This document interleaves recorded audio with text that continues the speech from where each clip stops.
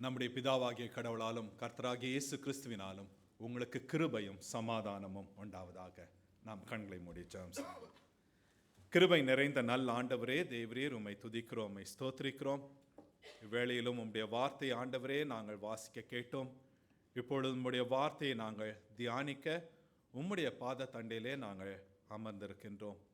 தேவரீர், அடியேனை மன்னித்து மறைத்து கர்த்தாவே, நீர் எனக்கு கொடுத்த வார்த்தையை உம்முடைய பிள்ளைகளோடு நான் பகிர்ந்து கொள்ளும் பொழுது என்னை நீர் ஆட்கொள்ளும். என்னுடனும் இருக்கிற எங்கள் ஒவ்வொருவருடனும் நீர் பேசும். நீர் பேச எங்களை ஒப்புக் கொடுக்கிறோம். நீர் எங்களை வழி நடத்தியருளும். இயேசு கிறிஸ்துவின் நாமத்திலே ஜெபிக்கிறோம் எங்கள் பரம தகப்பனே, ஆமென். நாம் இப்பொழுது எஸ்தரின் புத்தகத்தில் நாம் தேவ செய்தியை நாம் பார்த்து வருகிறோம். அதில் இரண்டு முக்கியமான காரியங்கள். அதில் ஒன்று எஸ்தரின் புத்தகத்தின் ஒரு தேவ செய்தி தொடராக sermon series from book of Esther. இன்னொன்று பார்க்கும் பொழுது இதில் எழுப்புதல், the theme of revival, how it is there embedded in it, அதில் இருக்கிற அந்த எழுப்புதல் என்ற ஒரு காரியத்தையும் பார்க்க போகிறோம். அதே சமயத்தில் மூன்றாவதாக நான் ஒரு காரியத்தை சொல்ல போகிறேன், அதையும் நீங்கள் கவனத்தில் கொள்ளுங்க. இந்த வருஷம் நம்மளுடைய Bible quiz from the book of Esther. So இந்த சர்மன்லேருந்து கூட கேள்விகள் வருவதற்கு வாய்ப்புகள் உண்டு. எனவே நாம் எஸ்தரின் புத்தகத்திலிருந்து நாம் இந்த நாளிலே இந்த தெய்வ செய்தியை நாம் பார்க்கிறோம். ரிவைவல் என்ற ஒரு வார்த்தை பார்க்கும் பொழுது அநேகருக்கு அது ஒரு பிடித்தமான ஒரு வார்த்தையாக இருக்கின்றது. ஆனால் அநேகருக்கு ரிவைவல் என்றால் என்ன என்று தெரியாது. அநேக கிறிஸ்தவர்களுக்கு எழுப்புதல் என்றால் என்ன என்று தெரியாமல் இருக்கின்றது. At times revival rocks the boat. நம்ம இது வரைக்கும் இப்படி தான் இருக்கு அப்படி நாம நினைத்து கொண்டு போய் கொண்டு இருப்போம். ஆனால் அது கிடையாது என்று சொல்லி மாற்றக்கூடிய ஒரு வழியில் இருக்கின்றது. நிறைய காரியங்கள் நாம் தொடர்ந்து செய்து கொண்டு இருக்கிறது. இல்லை, இது செய்கிறதுனால நமக்கு எந்த ஒரு பிரச்சனையும் இல்லை அப்படின்னு நாம் நினைத்து கொண்டு இருப்போம். ஆனால் இந்த எழுப்புதல் என்பது நம்மை அதிகமாக பாதிக்கக்கூடியதாக இருக்கின்றது. நிறைய சமயத்தில் அது நமக்கு நம்மளுடைய சௌகரியத்தை அது தடை செய்கிறது, அசௌகரியமாக மாற்றுகிறது. It turns our comfort into discomfort. One preacher said, the preaching of the word or the word of God comforts the discomforted and discomforts the comforted. பாதிக்கப்பட்டு இருக்கிறவர்களுக்கு ஆற்றுதல் கொடுப்பது ஆண்டவருடைய வார்த்தை. ஆற்றி தேற்றி அனலும் இல்லாமல் குளிரும் இல்லாமல் இருப்பவர்களுக்கு அசௌகரியத்தை கொடுக்கின்றது ஆண்டவருடைய வார்த்தை. அப்படியாக பார்க்கும் பொழுது இந்த எழுப்புதலும் அப்படிதான். நாம் எதிர்பாராத காரியத்தை நமக்கு சொல்லுகின்றது, எதிர்பாராத இடத்திலிருந்தும் உருவாகின்றதாக இருக்கின்றது. இந்த எஸ்தனுடைய புத்தகத்தில் என்ன எழுப்புதல், இந்த எஸ்தனுடைய வாழ்க்கையில் என்ன அப்படி ஒரு எழுப்புதலான ஒரு காரியம்? அப்படிப்பட்ட ஒரு எழுப்புதல் இருந்தால் இன்று சபையாக, இன்று கிறிஸ்தவர்களாக இருக்கிற நம்முடைய வாழ்க்கையில் அதனால் என்ன? இந்த ஒரு காரியத்தை நாம் தொடர்ந்து இந்த தெய்வ செய்தி தொடரில் நாம் தொடர்ந்து பார்க்க இருக்கின்றோம். இங்கே தைரியமான ஒரு கீழ்ப்படிதல் இந்த இடத்துல எஸ்தரின் இடத்திலும் மொர்தெகாயின் இடத்திலும் இருக்கின்றதை நாம் பார்க்க இருக்கின்றோம். முதலாவதாக இந்த புத்தகத்தை நம்ம ஏற்கனவே போன வாரத்திலிருந்து நாம் பார்க்க ஆரம்பித்தோம். போன வாரத்தில் இந்த எழுப்புதல் ஆரம்பமாகின்ற ஒரு காரியம் அவர்கள் இருக்கின்ற இடமல்ல, அவர்கள் சிறைப்படுத்த போகப்பட்ட அந்த எக்ஸைலில் அங்கே இருந்த அந்த எழுப்புதல் ஆரம்பம். அந்த எழுப்புதல் ஆரம்பத்தினுடைய தொடரை நாம் பார்த்து கொண்டு வருகிறோம். எஸ்தருடைய வாழ்க்கையில் பார்க்கும் பொழுது எஸ்தர் 50 வருடங்கள், அதாவது இஸ்ரவேல் மக்கள் பாபிலோனிலிருந்து அவர்கள் மீண்டுமாக எருசலேம் வந்து விட்டார்கள். அந்த கோரேஸ் ராஜா, கிங் சைரஸ், அவர்களை அனுப்பிவிட்டார். போயிட்டு நீங்கள் என்ன பண்ணுங்க, நீங்கள் உங்களுடைய தேவாலயத்தை கட்டுங்களை அனுப்பிவிட்டார். இதற்கு பிற்பாடு 50 வருடங்களுக்கு பிற்பாடு நடைபெறுகிற காரியம் இந்த எஸ்தரின் புத்தகம். அப்படி பார்க்கும் பொழுது அங்கிருந்து அநேகர் கிளம்பி வந்துட்டாங்க. ஆனாலும் இன்னும் ஒரு சிலர் அந்த பெர்சியா தேசத்தை, அங்கே வந்து 127 நாடுகள் கொண்ட ஒரு பெரிய ஒரு எம்பையர், அதில் இன்னும் யூதர்கள் பல இடங்களிலே தங்கியிருக்கிறார்கள், அநேகர் இன்னும் எருசலேம் போல. இப்பேற்பட்ட ஒரு சூழ்நிலையில அவர்களுக்கு வருகிற ஒரு எதிர்பாராத ஒரு மிரட்டல் என்னென்றால், ஆமான் என்பவன் அவன் ராஜாவின் இடத்துல உத்தரவு கேட்டு யூதர்களை அழிக்க வேண்டும். எங்க இருக்கிற யூதர்களை அழிக்க வேண்டும்? வெறும் சூசான்ல இருக்கிற யூதர்களை மாத்திரமா இல்லை, அந்த 127 நாடுகளில் இருக்கிற யூதர்கள். அப்படின்னா எருசலேமுக்கு திரும்பி போனாங்களே, அந்த தேவாலயத்தை கட்டும்படியாக போனார்கள், அவர்கள் கூட அழிக்கப்பட வேண்டும் என்ற ஒரு பெரிய ஒரு கட்டளை. இது இவர்கள் எதிர்பாராத ஒரு காரியம். இந்த இடத்துல நாம முதலாவதாக நாம் பார்க்கும் பொழுது, இந்த அநேக யூதர்கள் அவர்கள் தங்களுடைய இடத்துல அந்த 127 நாடுகளில் பல இடங்களிலே அவர்கள் தங்கியிருந்தார்கள். இன்னும் சொல்லப்போனால் அந்த பெர்சியா ராஜாவினுடைய தலைநகரத்திலே அவர்கள் தங்கியிருக்கிறார்கள். அவர்களுக்கு அங்கே வந்து தேவையான காரியங்கள் கொடுக்கப்படுகின்றது, கிடைக்கின்றது. பாபிலோனில் தங்கியிருக்கிறவர்களுக்கும் தேவையான காரியங்கள் உண்டு, எல்லாமே இருக்கின்றது, நல்லபடியாக இருக்கிறார்கள்.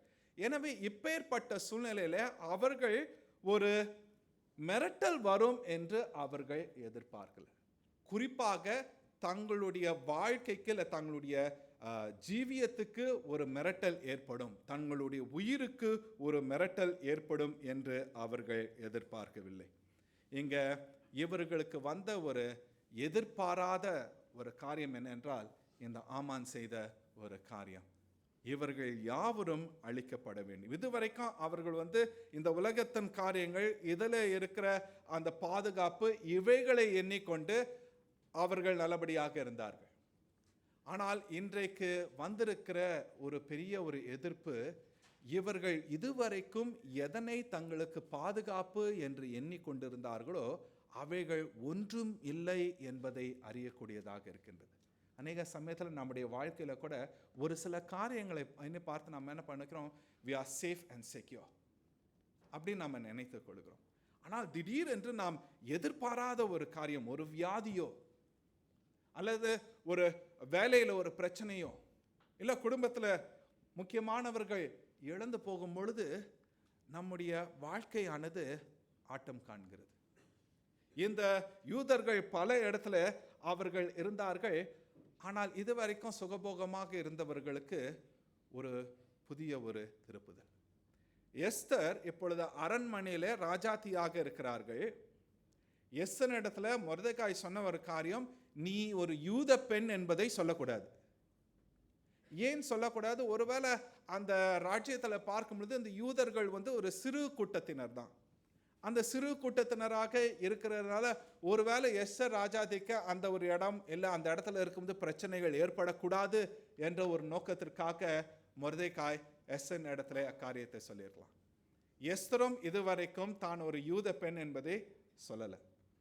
ஆனால் இப்பொழுது அதற்கு ஒரு பெரிய ஒரு ஆபத்து ஏற்பட்டிருக்கின்றது. மொர்தெகாயினுடைய வாழ்க்கை, மொர்தெகாயை பார்க்கும்பொழுது 2வது அதிகாரம், எஸ்தர் 2வது அதிகாரத்தில் கடைசியில் நீங்கள் பார்த்தீங்கன்னா அந்த ராஜாவை கொல்லும்படியாக ஒரு சிலர் தீர்மானிக்கிறார்கள். இந்த காரியம் மொர்தெகாய்க்கு தெரிய வருகிறது. அப்போ மொர்தெகாய் என்ன பண்ணுகிறாரு, எஸ்தர் இடத்துல சொல்லி ராஜாவின் இடத்துல சொல்லுகிறார்கள். அதை பார்க்கும் பொழுது, அதை இன்வெஸ்டிகேட் பண்ணும்போது அது உண்மை, ராஜாவை கொல்லும்படியாக என அவர்களை கொன்று விட்டார்கள். இது 2வது அதிகாரத்தினுடைய கடைசி பகுதி. அப்பொழுது மொர்தெகாய் செய்த அந்த காரியத்தை அந்த புத்தகத்திலே அவர்கள் எழுதி வைக்கிறார்கள். 3வது அதிகாரத்தில் ஆரம்பத்தில் வரும் பொழுது, 3வது அதிகாரத்தில் யாரை உயர்த்த வேண்டும்? இந்த மொர்தெகாய்க்கு தான் மேன்மைப்படுத்த வேண்டும். ஆனால் மொர்தெகாய் ஒன்றும் கிடையாது. 2வது அதிகாரத்தோடு அவங்க எழுதிட்டாங்க, ஒரு புக்கில் எழுதிட்டாங்க, இந்த கிரானிக்கல்ஸில் எழுதி வச்சிட்டாங்க. 3வது அதிகாரம் வரும் பொழுது ஆமானை அந்த ராஜா உயர்த்துகிறார். இந்த எஸ்தர் புத்தகத்தில் நம்ம வாசிக்கும் போது இந்த ராஜா வந்து ஞானம் இல்லாத ஒரு ராஜா. யாராவது வந்து எதாவது சொல்லிட்டா உடனடியாக அதை எடுத்து செய்கின்றவர். இங்க ஆமானை அவர் உயர்த்துகிறார். அது மாத்திரமல்ல, இந்த ஆமான் போகும் பொழுது அந்த மக்கள் என்ன பண்ணணும்னா வணங்கணும். They have to bow down to him. இந்த ஆமான் ஒவ்வொரு முறையும் வெளியே போகும் பொழுது, அந்த அரண்மனைக்கு வரும் பொழுதோ வெளியே போகும் பொழுது அங்க இருக்கிறவர்கள் எல்லாரும் வணங்குகிறார்கள். ஆனால் இந்த மொர்தெகாய் வணங்க மாட்டேங்கின்றார். ஏன் மொர்தெகாய் செய்வதில்லை? ஒருவேளை தனக்கு வர வேண்டிய மேன்மை இந்த ஆமானுக்கு வந்துருச்சுன்ட்டு மொர்தெகாய் செய்கிறாரா? அப்படி இல்லை. மொர்தெகாய் அப்படி செய்கிறது இல்லை. ஏன்னா இஸ்ரவேல் யூதர் மக்களுக்கு கடவுள் மாத்திரம்தான் they have to bow and worship, வணங்குகிறது. ஆனால் இந்த இடத்துல இன்னும் ஒரு காரியத்தையும் நாம் பார்க்க வேண்டும். இந்த ஆமான் யார்? இந்த ஆமான் யார்னு பார்த்தா அமலேக்கியனாக இருக்கின்றான். யாத்ராகமம் 17வது அதிகாரத்தில் இந்த இஸ்ரேல் மக்கள் வாக்குத்தத்தம் பண்ணப்பட்ட தேசத்துக்கு போகிறார்கள். அந்த சீனாய் மலைக்கு போகிற வழியில இந்த அமலேக்கியர்கள் இவர்களுக்கு விரோதமாக போரிடுகிறார்கள். அந்த இடத்துல ஆண்டவர் அமலேக்கியர்களை பார்த்து சபிக்கின்றார். இந்த அமலேக்கியர் சபிக்கப்பட்டவர்களாக இருக்கின்றார்கள். அதே 1 சாமுவேல்ல பார்க்கும் பொழுது அங்க சவுல் ராஜா அமலேக்கியரோட போரிடுகின்றான். ஆண்டவர் சொல்லுகிற காரியம், எதையும் கொண்டு வரக்கூடாது. I will give you the victory over the Amalekites. You should not bring anything back. ஆனா கடைசி நல்லா கொளுத்த ஆடு மாடுகளை இவன் கொன்று விடுகிறான். ஸோ இங்கேயும் சாமுவேல் அந்த காரியத்தை சொல்கிறார். இந்த இஸ்ரேல் மக்களுக்கும் அமலேக்கியருக்கும் எப்பொழுதுமே ஒரு விரோதம் இருக்கின்றது. இந்த ஆமான் யார் என்பது மொர்தெகாய்க்கு தெரியும். ஆனால் மொர்தெகாய் யார் என்பது இந்த ஆமானுக்கு தெரியாது. இவன் ஏன் வணங்க மாட்டேன்றான் என்ற ஒரு காரியத்தை மக்கள் மொர்தெகாயின் இடத்துல சொல்லுகிறார்கள். ஏனென்றால் இவன் யார்? இவன் ஒரு யூதன். அப்பொழுது இந்த அமலேக்கியனாகிய இருக்கின்ற அந்த ஆமான் யூதனாக இருக்கின்ற மொர்தெகாய் மீது இன்னும் அதிக கோபம் வருகிறது. ஆனால் இவனுடைய கோபம் இன்னும் அதிகமாக, அளவுக்கு அதிகமாக. காரணம் என்னன்னா, இவனுடைய கோபம் என்ன பண்ணிருக்கணும்? வெறும் மொர்தெகாயை மாத்திரம் தான் தண்டிச்சிருக்கணும். ஆனா இந்த அமலேக்கியர்கள் ஏற்கனவே யூதர்கள் மேல இருக்கிற கோபத்தினால என்ன பண்றான்? மொர்தெகாய் மாத்திரம் அல்ல, அந்த 127 நாடுகளில் இருக்கிற அனைத்து யூதர்களும் என்ன பண்ண வேண்டும்? அழிக்கப்பட வேண்டும். இந்த ஆமானை போல உங்களுடைய வாழ்க்கையில கூட ஒரு சிலரை நீங்கள் சந்தித்திருக்கலாம். உங்க பின்பாக வருவாங்க. நீங்க யாருன்னு தெரிஞ்ச பிற்பாடு உங்களை மாத்திரமல்ல, உங்களுடைய வேலை இல்லை உங்களுடைய உறவுகள் இவைகளை கூட அழிப்பதற்கு அவர்கள் முன்பாக வருவார்கள். கிறிஸ்துவுக்கு பிரியமானவர்களே, அப்படிப்பட்டவர்களாக நாம் இருக்கக்கூடாது. ஆண்டவருடைய பிள்ளைகள் இந்த ஆமானை போல இருக்கக்கூடாது. ஆனால் நம்முடைய வாழ்க்கையில் அப்படிப்பட்டவர்கள் வரும் பொழுது ஆண்டவர் இடத்துல நாம் ஒப்பு கொடுக்க வேண்டும். இந்த இடத்துல இவர்களுக்கு இருந்த ஒரு, நாங்கள் நல்லபடியாக இருக்கிறோம், எங்களுக்கு எந்த ஒரு பிரச்சனையும் இல்லை அப்படின்ற ஒரு இடத்துல அந்த மெத்தன போக்கு இதனை குலுக்குகிறது இந்த ஒரு புதிய ஒரு கட்டளை, இவர்கள் அழிக்கப்பட வேண்டும் என்று.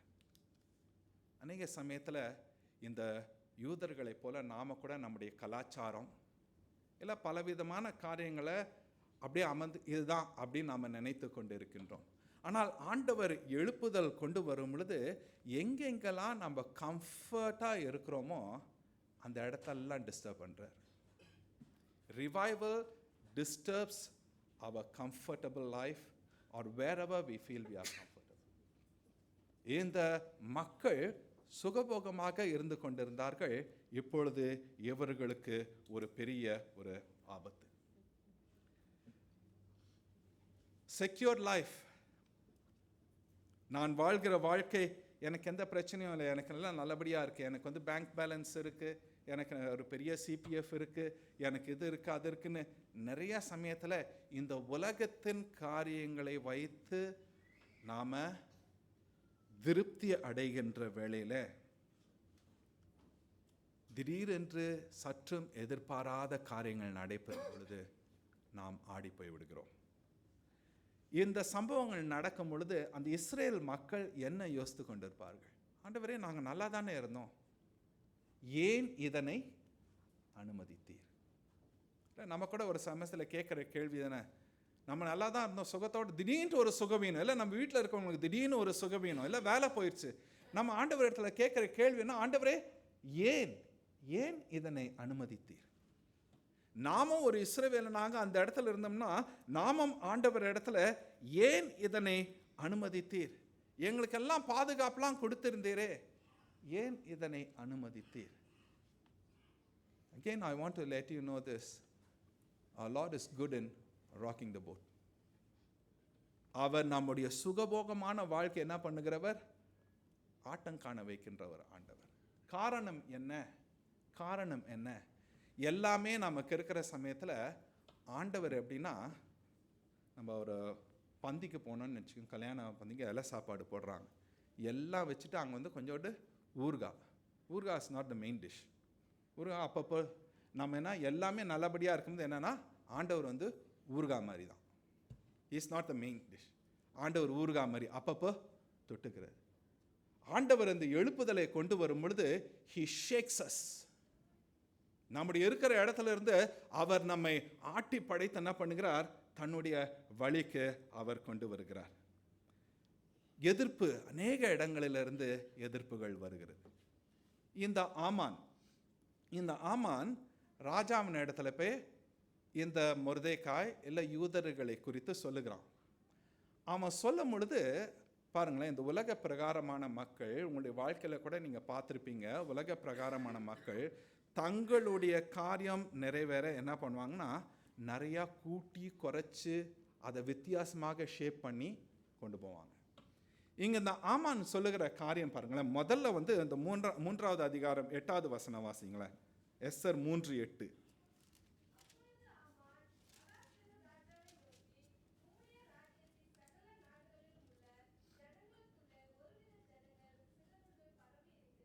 ஓகே, இது வந்து உண்மையான காரியம். What is said is true. ஒருவித ஜனம் என்ன பண்ணாங்க? அந்த 127 நாடுகளிலும் பரவி இருக்கிறார்கள். This is truth. வாசிங்கம்மா.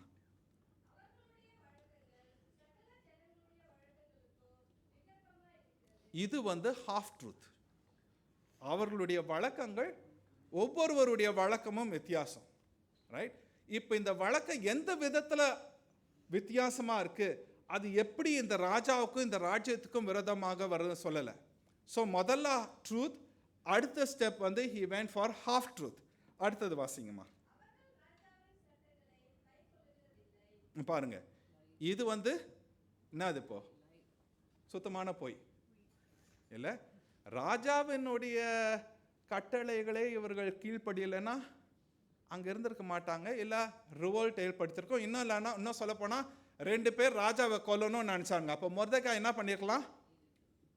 அமைதியாக இருந்திருக்கலாம் இல்லை. So they started with a truth, then he moved to half truth, now he moved to a lie. அடுத்தது வாசிங்கம்மா. அதனால என்ன பண்ணுறான்? ராஜாவுக்கு ஒரு தப்பான ஒரு முடிவை என்ன பண்ணணும்? ராஜா நீங்கள் செய்யணும். நீங்கள் நன்றாக யோசித்து பார்த்தீங்கன்னா ஒரு சிலருக்கு இப்படியான ஒரு அனுபவம் ஏற்பட்டிருக்கலாம் இல்லை. மற்றவர்கள் உங்களை அழிக்கணும், வேலையிலையோ குடும்பத்திலையோ மற்ற காரியங்களையோ உங்களை அழிக்கணுன்றதுக்காக என்ன பண்ணுவாங்க? ஆரம்பம் வந்து அவன் நல்லவன் தான், ஆனால் அந்த குடும்பம் நல்ல குடும்பம் தான், ஆனால் அப்படின்னு சொல்லிட்டு அப்படியே கொஞ்சம் கொஞ்சமாக போயிட்டு என்ன பண்ணிடுவாங்க? அழிச்சிருவாங்க.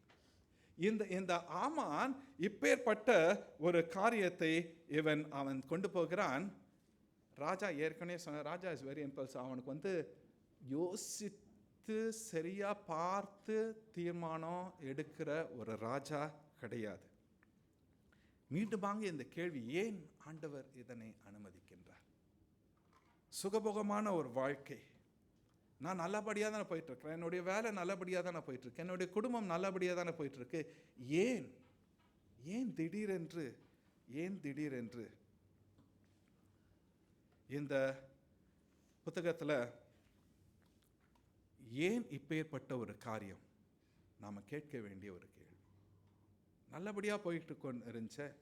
எஸ்தரா கேட்டால் அங்கே போனோம், அரண்மனைக்கு போனோன்னு கேட்டால் இல்லை, மொர்தெகாய் தன்னுடைய தன்னுடைய அந்த கசன் தன்னுடைய நீசை அப்படியாக கொண்டு வரணுன்ட்டு மொர்தெகாய் எண்ணினாரா? அப்போ ஏன் இவைகள் நடைபெறுகிறது? ஆண்டவர் இங்கே எதிர்பார்க்கிறார்? மொர்தெகாயும் சரி, அந்த யூத மக்களும் செய்த ஒரு காரியம். இவர்களுக்கு இப்படி ஒரு திடீர்னு ஒரு மிரட்டல் வரும்போது இவர்கள் உடனே ராஜாத்துக்கும் இல்லை அந்த அரசாங்கத்துக்கும் விரோதமாக போர்க்கொடி பிடிக்கல. இல்லை அங்கே போயிட்டு பொலிட்டிக்கலாக எப்படி அதை பேசி எப்படி தந்திரமாக அதை தீக்கணும் இல்லை. 4வது அதிகாரத்தில் நாம் பார்க்கும் பொழுது இவர்களுக்கு ஏற்பட்ட இந்த நெருக்கமான ஒரு சூழ்நிலை இவர்கள் செய்தது என்னன்னா, முதல்ல உபவாசித்து ஜெபித்து ஆண்டவர் இடத்துல கொண்டு போகிறார்கள். இப்போ இதுவரைக்கும் எஸ்தர் தான் யார் என்பதை சொல்லலை, தான் ஒரு யூத பெண் என்பதை சொல்லலை. ஆனால் இப்பொழுது அதற்கான நேரம் வந்து விட்டது. அந்த நேரமும் ஒரு நல்ல ஒரு சூழ்நிலையில போய் சொல்லக்கூடிய ஒரு நேரம் கிடையாது. இந்த எஸ்தருக்கு ஏற்படுகின்ற ஒரு காரியம், இதுவரைக்கும் நீ யார் என்பதை நீ என்ன பண்ணி கொண்டிருந்த, மறைத்து வைத்து கொண்டிருந்தாய். இப்பொழுது என்ன ஆச்சு, நீ வெளிப்படையா சொல்லணும். எழுப்புதல் வரும் பொழுது நமக்குள்ளாக அநேக காரியங்கள் நாம மறைத்து வைத்து கொண்டிருப்போம். ஆனால் தான் நிறைய பேருக்கு எழுப்புதல் பயம். ஏனென்றால் அது இருக்கிற சுகபோகத்தை மாத்திரம் மாற்றுகிறதல்ல, நாம் யார் என்ற அடையாளத்தை தெளிவாக இந்த உலகத்துக்கு கொண்டு வருகிறது இந்த எழுப்புதல். இந்த மொர்தெகாய் சொன்ன அந்த காரியத்தை இந்த எஸ்தர் தன்னோடு வைத்து கொண்டு இருக்கின்றாள். ஆனால் ஆமானோ அதற்காக செய்கின்ற காரியம் இன்னும் 10 மாதம் சீட்டு போட்டுட்டான்.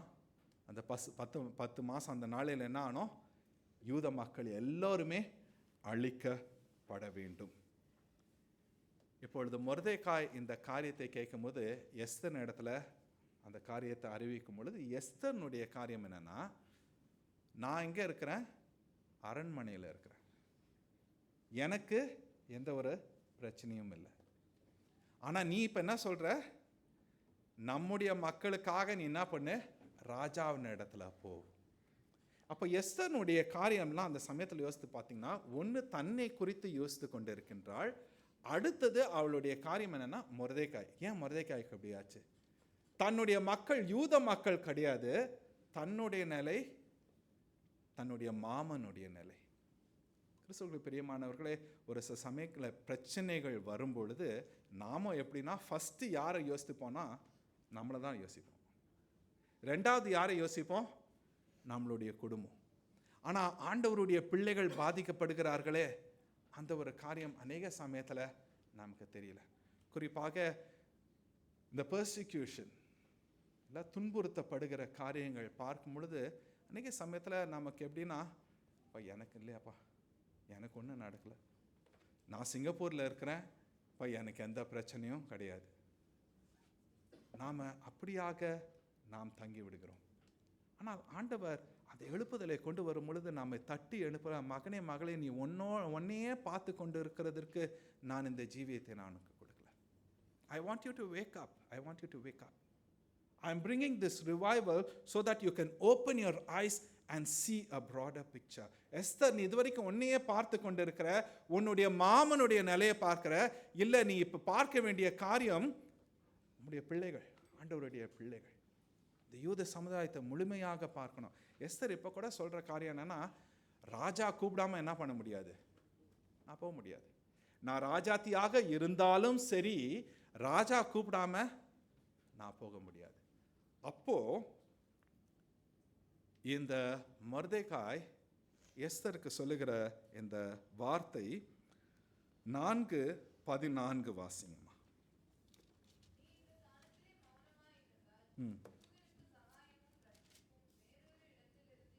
நன்றாக கவனிங்க. எஸ்தருக்கு சொல்ற காரியம் மொர்தகை, நீ அமைதியா இருந்தா வேற இடத்துல இது என்ன வரும், ஆனா உனக்கு என்ன நடக்கும் அப்படின்னா, இருங்கம்மா ஓகே, உனக்கு என்ன நடக்கும், வேற இடத்துல இருந்து உதவி ஆண்டவர் கொண்டு வருவார். இதை நம்முடைய வாழ்க்கையில நம்ம கேட்க வேண்டிய ஒரு கேள்வி. அநேக சமயத்தில் நம்ம மௌனமாக இருந்துடுறோம். ஆண்டவருடைய பிள்ளைகள் பாதிக்கப்படும் பொழுது எனக்கு அதனால் ஒன்றும் கிடையாது, என்னுடைய குடும்பத்துக்கு ஒன்றும் இல்லை, என்னுடைய வேலைக்கு ஒன்றும் இல்லை, அதனால் நான் அமைதியாக இருக்கிறேன் அப்படின்னு நினைக்கும் போது, அப்பேற்பட்டவர்கள் துன்புறுத்தப்படுகிறவர்களுக்கு உதவி வேற இடத்துல இருந்து ஆண்டவர் என்ன பண்ணுவார், எழுப்புவார். அதை பார்த்துட்டு கேள்விப்பட்டுட்டு அமைதியாக இருக்கிற நம்முடைய நிலைமை நாம் யோசித்து பார்க்க வேண்டும். மீண்டுமாக அதே வசனத்தை ஆரம்பத்திலிருந்து வாசிங்கம்மா.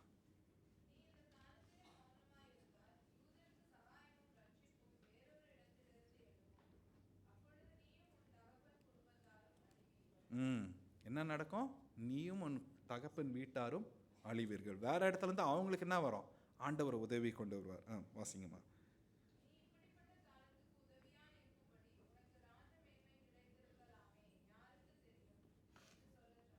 உனக்கு இப்படியாக ஆண்டவர் உன்னை உயர்த்திருக்கிறார்னா, ஒரு நோக்கத்தோட ஆண்டவர் உயர்த்திருக்கிறார். உன்னை கொண்டு தன்னுடைய மக்களை ஆண்டவர் காப்பாற்ற உன்னை உயர்த்திருக்கிறார். இதை நீ எப்படி அறியாமல் போனாய்? ஆண்டவர் நம்மை உயர்த்தி வைத்திருக்கிறார் என்றால் ஏன் நாம சுகபோகமா நம்முடைய இஷ்டத்தின் பிரகாரமாக வாழ்ந்து கொண்டிருக்க ஆண்டவர் நம்மை உயர்த்திருக்கிறாரா? நமக்கு பொருள் எல்லாவற்றையும் கொடுத்திருக்கிறாரே. The Lord has blessed us materially with materials. Everything God has blessed us with money, with family, with house, with everything. தேவையான எல்லாவற்றையும் கொடுத்திருக்கிறாரே. எதற்கு?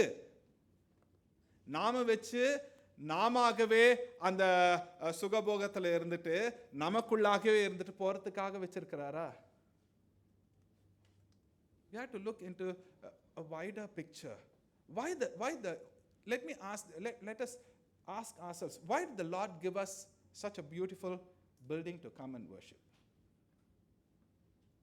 Just ஒரு 2 மணி நேரம் வந்துட்டு உட்கார்ந்துட்டு, that is what the Lord wants in you and me? Do you think that will bring revival? வந்துட்டு ஒவ்வொரு ஞாயிற்றுக்கிழமை ஒரு 2 மணி நேரம் உட்கார்ந்துட்டு போனா ரிவைவல் வந்துருமா? ரிவைவலுக்கு தடையாக தான் இருக்கும். ஆண்டவர் நம்முடைய சுகபோகத்தை அவர் தொடும் பொழுது நாம் எப்படியாக இருக்க போகிறோம்? இந்த மக்கள் சுகபோகத்தோடு இருந்தார்கள், எஸ்தர் சுகபோகத்தோடு இருந்தால். இப்பொழுது அவர்களுக்கு ஒரு பெரிய ஒரு கேள்வி. எஸ்தர், நீ பேசலன்னா ஆண்டவர் வேற இடத்துல என்ன பண்ணுவார், உதவியை கொண்டு வருவார். ஆண்டவருடைய பிள்ளைகளாகிய நாம் சுகபோகத்திலேயே அப்படியே அமர்ந்திருந்துட்டு ஆண்டவருடைய காரியத்தையோ பிறருடைய காரியத்தையோ நாம் பார்க்காமல் போகும் பொழுது அவர்களுக்கு உதவி வரும். நமக்கு வருகிற காரியம் பயங்கரமானதாக இருக்கும். இந்த எஸ்தருக்கு சொல்லும் பொழுது, எஸ்தர் கடைசியாக தன்னுடைய விசுவாசம் இப்பொழுது ஒரு சவாலாக மாறுகிறது. 16வது வசனம் வாசிங்கம்மா. 4:16.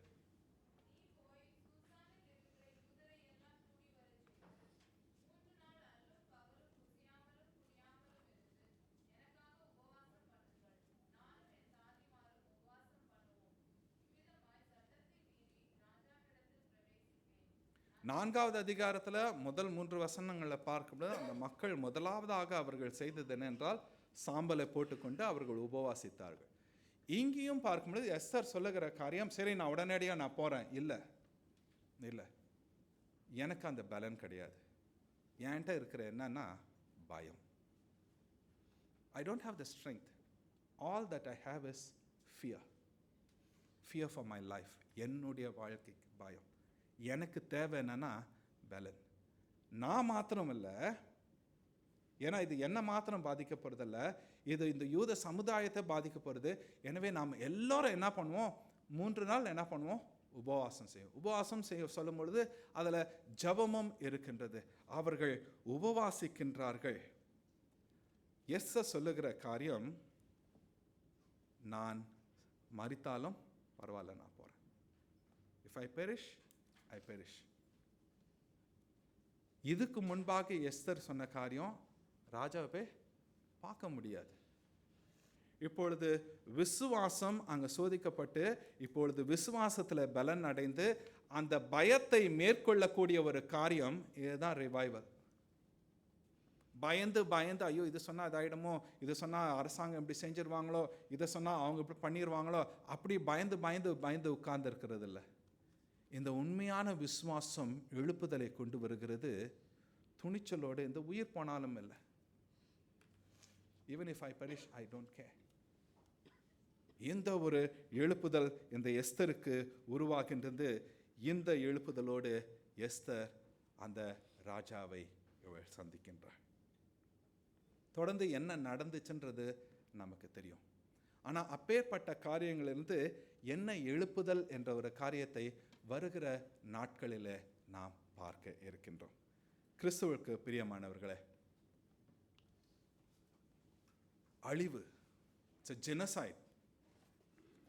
இந்த இடத்துல பார்த்தீங்கன்னா பயம், அழிவு இவைகள் தான் நிரம்பி இருக்கின்றது. சுகபோகம் நிரம்பி இருக்கின்றது. நான் அந்த அரண்மனையில் பாதுகாப்பாக நான் இருக்கின்றேன். நான் யார் என்பதை நான் இன்னும் என்ன பண்ணிக்கிட்டேன், மறைத்து கொண்டு இருக்கின்றேன். ஒரு இக்கட்டான ஒரு சூழ்நிலை நம்முடைய வாழ்க்கையில் வரும்பொழுது இவைகள் எல்லாம் கேள்விக்குறியாகின்றது.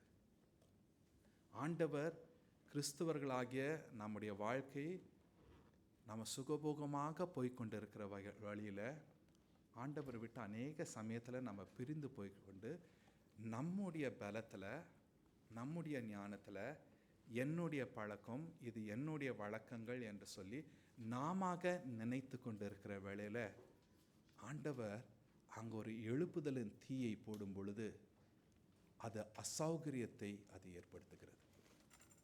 When revival comes, it not only disrupts us, it brings discomfort. நம்முடைய வாழ்க்கையானது இதுவரைக்கும் நான் எப்படியோ போய்கொண்டிருந்தேன். ஆண்டவர் நம்ம இடத்துல சொல்லுகிற காரியம், நீ இப்படிப்பட்ட காலத்துக்கு உதவியாய் இருக்கும்படி உனக்கு ராஜமேன்மை கிடைத்திருக்கலாமே, யாருக்கு தெரியும். This is what the Lord is telling us today. And who knows whether you have not come to the kingdom for such a time as this.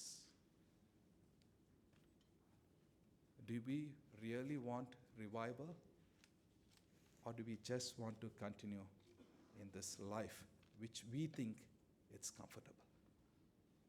ஜெபம் செய்வோம். கிருபை நிறைந்த நல்ல ஆண்டவரே, ஆண்டவரே, எங்களுடைய காரியங்களை அநேக சமயத்தில் எங்களையே நாங்கள் பார்த்து கொண்டு இருக்கும் பொழுது உம்முடைய காரியத்தை நாங்கள் பார்க்க மறந்து விடுகிறோம். பிறருடைய காரியத்தையும் நாங்கள் பார்க்க மறந்து விடுகிறோம்.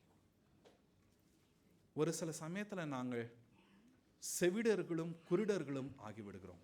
We become deaf and blind a lot because we think everything is fine, everything is going on. எல்லாமே நல்லபடியாக போய்கொண்டு இருக்கின்றது என்று எண்ணிக்கொண்டு இருக்கின்றோம். ஆண்டவரே, இந்த நாளிலே எங்களோடு நீர் பேசின கிருபைக்காக நன்றி. Lord, make us to stop. Make us to look back. Help us to examine ourselves. நாங்களே எங்களை சுய பரிசோதனை செய்து கொள்ள ஆண்டவரே எங்களோடு நீர் தொடர்ந்து இடைப்படும். தேவரீர் எழுப்புதல் எங்களுக்கு அசௌகரியத்தை கொண்டு வரும். ஆனால் அது உமக்கு சித்தமாக இருந்தால் தேவரீர் அந்த எழுப்புதலை எங்களுக்கு தாரும். ஆண்டவரே, அந்த எழுப்புதல் இங்கே இந்த அமோக்கியோ தமிழ் மெத்தடிஸ்ட் திருச்சபையிலிருந்து ஆரம்பமாக வேண்டும் என்று நீர் சித்தம் கொண்டிருந்தார். ஆண்டவரே, நடைபெறட்டும். அது எங்களுடைய சுகபோகங்கள் எல்லாவற்றிலும் இருந்து எங்களை விளக்கக்கூடியதாக இருந்தாலும் ஆரம்பமாகட்டும்.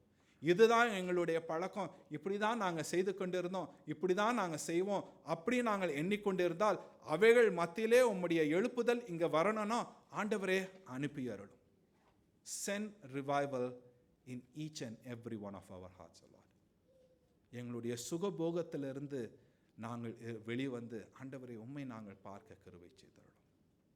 எல்லாமே உம்மிடத்திலிருந்து பெற்றுக்கொண்டது என்பதை நாங்கள் உணர்ந்து நாங்கள் யார் என்பதை அறிந்து கொண்டு உம்முடைய பிள்ளைகளாக நாங்கள் ஜீவிக்க எங்களை ஒப்புக் கொடுக்கிறோம். நீர் வழி நடத்தியருளும். உடைய நாமம் மகிமைப்படட்டும். மீட்பராகிய இயேசு கிறிஸ்துவின் நாமத்திலே ஜெபிக்கிறோம் எங்கள் பரம தகப்பனே.